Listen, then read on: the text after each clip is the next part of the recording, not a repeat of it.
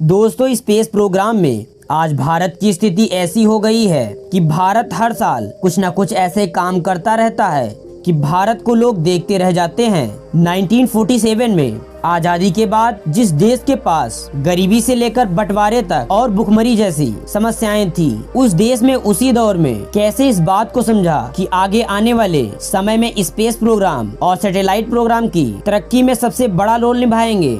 ये बात अपने आप में काफी इंटरेस्टिंग है। इसीलिए आज की वीडियो में भारत की पहली सैटेलाइट लॉन्च होने की वो कहानी बताने जा रहे हैं जिसे हम भारतीय को पता ही होना चाहिए। इसीलिए बने रहिए हमारे साथ। आर्यभट्ट की कहानी शुरू हुई 1968 में विक्रम साराभाई, जो स्पेस प्रोग्राम के फादर फेज थे और जिन्होंने इसरो का गठन किया था, वो अपने स्टूडेंट UR राव से मुलाकात करते हैं और उन्होंने राव से कहा कि वो भारत में सैटेलाइट टेक्नोलॉजी के विकास के लिए एक प्लान बनाए। 60 के दशक में साराभाई सोवियत संघ और नासा का दौरा करके आए थे। सोवियत संघ में स्पेस प्रोग्राम को पर्दे के पीछे रखा जाता था, लेकिन अमेरिका से उन्हें भरोसा मिला कि अमेरिका पूरी तरह से सैटेलाइट लॉन्च करने में भारत की मदद करेगा। कुछ ही दिन बाद राव प्लान से साराभाई से मिलते हैं। रिपोर्ट देखकर साराभाई खुश हो गए और साराभाई इस पूरे मिशन की लीडरशिप करने के लिए राव से मिलते हैं, लेकिन राव मना कर देते हैं क्योंकि राव उस समय अमेरिका में बताओ लेक्चरर पढ़ा रहे थे। उन्हें लगा कि बहुत बड़ी जिम्मेदारी है, लेकिन साराभाई ने उनका पीछा नहीं छोड़ा और आखिर में राव को साराभाई की बात माननी ही पड़ी। 1969 में प्रोग्राम की लीडरशिप लेने के बाद राव ने 20 इंजीनियर की एक टीम इकट्ठा की। उनका पहला काम था सैटेलाइट की डिजाइन तैयार करना। राव की टीम ने तय किया कि 100 किलोग्राम सैटेलाइट बनाएंगे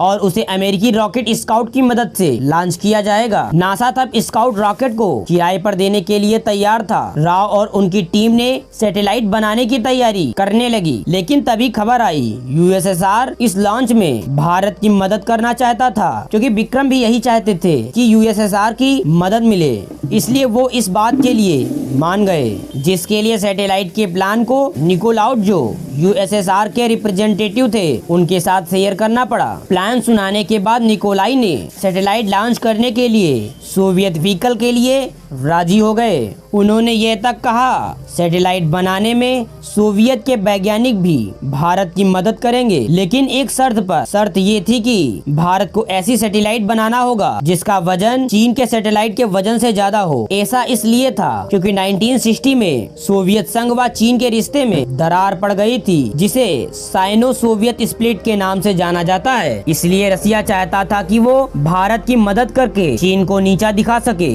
विक्रम साराभाई राव के लिए एक नया सिरदर्द था। अब तक वो मान कर चल रहे थे कि वो 100 kg का उपकरण बनाएंगे और उनकी शुरुआत बिल्कुल शुरू से होनी थी। सोवियत संघ के हाँ भरते ही राव और उनकी टीम काम में लग गए। काम में ऐसे लगे कि 350 kg उपग्रह का एक डिजाइन बनाया, जो चीन के उपग्रह के दोगुना था। एक बार सैटेलाइट की डिजाइन तैयार हुआ तो राव 3 वैज्ञानिकों की टीम लेकर एकेडमी ऑफ साइंस मॉस्को में एक मीटिंग के लिए पहुँचे और यहीं से कहानी इंटरेस्टिंग होने लगी। सोवियत के वैज्ञानिक को पूरा भरोसा था कि भारत पहली बार में ये प्रोजेक्ट पूरा कर लेगा। इसीलिए उन्होंने एक प्रस्ताव रखा कि पहले भारत को कुछ बेसिक इंस्ट्रूमेंट जो स्पेस में जाकर एक्सपेरिमेंट कर सके, उन्हें बनाने के बारे में काम करें और उसे सोवियत सैटेलाइट के साथ लॉन्च करें। कहानी तो अब और इंटरेस्टिंग होती ही जा रही थी, लेकिन अब सवाल उठा बजट का। सोवियत जहां मुफ्त में लॉन्च करने के लिए तैयार था, लेकिन फिर भी सैटेलाइट बनाने का जिम्मा भारत का था। मिशन का बजट 3 करोड़ आ रहा था। भारत तब गरीब देश था, लेकिन भारत ने जैसे तैसे ये बजट पास किया। टीम में से किसी ने सैटेलाइट बनाना तो छोड़ो, कभी किसी सैटेलाइट को देखा तक नहीं था। जिस तरह से काम हो रहा था, देर तो होना ही था। इसलिए 1974 को